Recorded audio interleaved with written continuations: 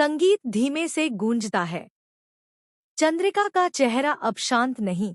उसकी आंखों में ऐसा तूफान है जो आने वाले कई रिश्तों को बहा ले जाएगा। वसुधा की आंखों से बहते आंसू, देव का टूटता हुआ भरोसा और परिवार के चारों ओर फैलता सन्नाटा, सब एक बात की ओर इशारा कर रहे हैं। अब कुछ बहुत बड़ा होने वाला है।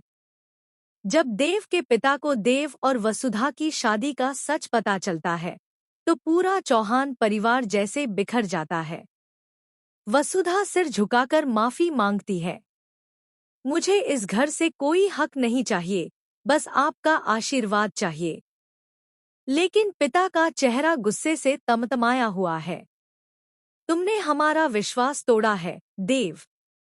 देव, जो वसुधा से बेहिसाब मोहब्बत करता है, हाथ जोड़कर कहता है। वसुधा ने कभी कुछ नहीं मांगा, पापा। उसने सिर्फ मुझे चाहा है। लेकिन कोई सुनने को तैयार नहीं, क्योंकि अब चंद्रिका का वक्त आ चुका है। वो सबके सामने अपना असली चेहरा दिखाने वाली है। वो चंद्रिका जो अब तक खुद को एक सशक्त, धार्मिक और आदर्श महिला के रूप में पेश करती आई थी, अब उसका मुखौटा गिरने वाला है। वसुधा जब उसके पैरों में गिरकर देव के लिए रहम मांगती है, तो चंद्रिका की आंखों में झलकती है नफरत। जिसके लिए तुम भीख मांग रही हो, वो चौहान परिवार का वंशज है ही नहीं। वसुधा के पैरों तले जमीन खिसक जाती है। देव चंद्रिका का बेटा नहीं? फिर आखिर वो है कौन? और क्यों सालों से ये सच छुपाया गया?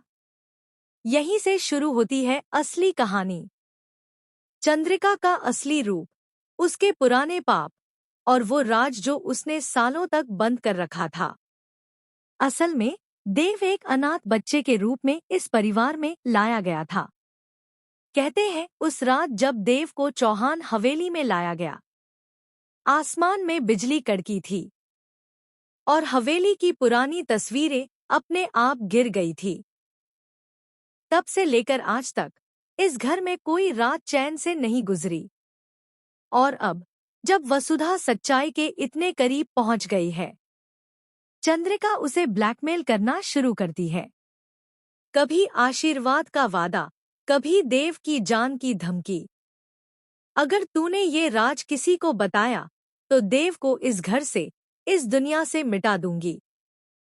चंद्रिका की आवाज में ऐसा जहर है कि वसुधा का दिल दहल उठता है। वसुधा बार बार देव को सब बताने की कोशिश करती है, लेकिन देव अपनी मां पर शक ही नहीं कर पाता। वसुधा, मां ऐसी नहीं हो सकती।